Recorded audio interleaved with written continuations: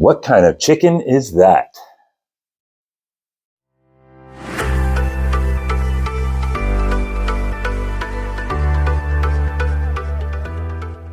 Hello, everyone.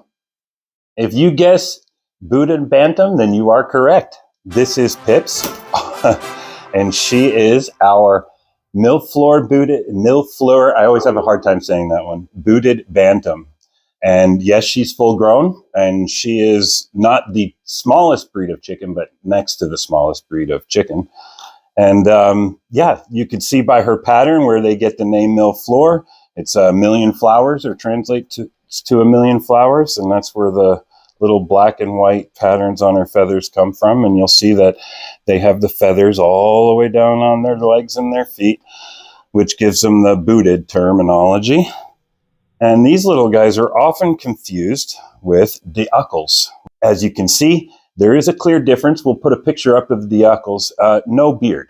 The diuckles have a clear feather pattern up underneath their chin that gives them a little bit of a wizard look, or whatever you want to call them. They don't actually have any diuckles. We thought we were buying one when we got Pips here, and it turns out the breeder we got her from was mistaken. And that is how we've come to learn the difference between the two. Okay, so what is a bantam? A bantam is basically a shrunken down version of a full-size chicken. This is about as big as they get. The diuckles are also bantams, same size as this little one here. And you may ask yourself, well, why would you want a smaller chicken? Don't they make smaller eggs? Well, yes, they do. And there's a little bit of a noticeable difference there, but this is from one of our largest Jersey giants, which lay very large eggs. And you can see that there's not a huge difference. And they're just as delicious, too. And if you're looking for a great addition to your backyard, or you're thinking about getting into chickens, this breed in particular are great. Like I said, the eggs are essentially the same size as a normal egg. And their personalities and demeanors are really, really great. She's sweet. They're a little shy, a little timid, especially around the bigger hens, but never any signs of aggression.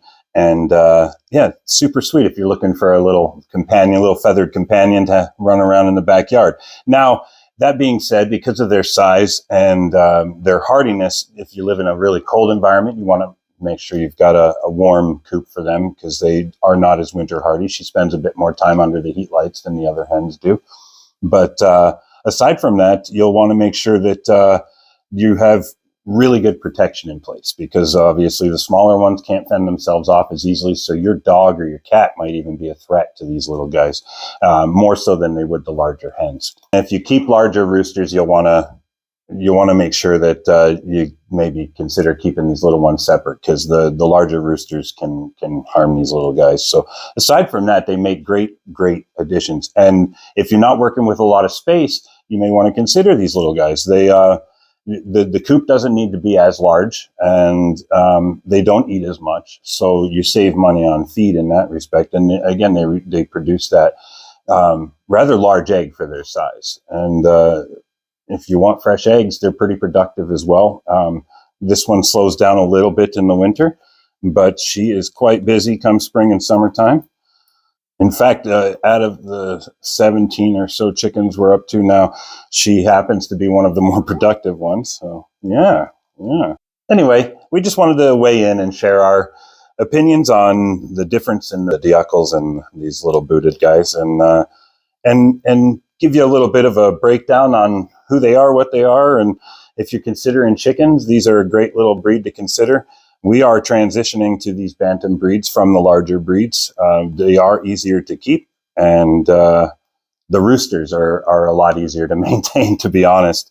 The little bantam roosters, the one we keep now is quite a sweetheart in comparison to any other rooster I've dealt with. So if you're looking to breed these little guys, you might find that the roosters in these bantam sizes are a lot easier to manage. Also, their personalities seem to be a lot calmer and cuddlier. So, yeah, thanks for watching, and we hope we helped weigh in on the great debate of the diuckle and the booted bantams. And if you're looking to get into chickens and you want a tiny little cute breed like this one, consider the booted bantams.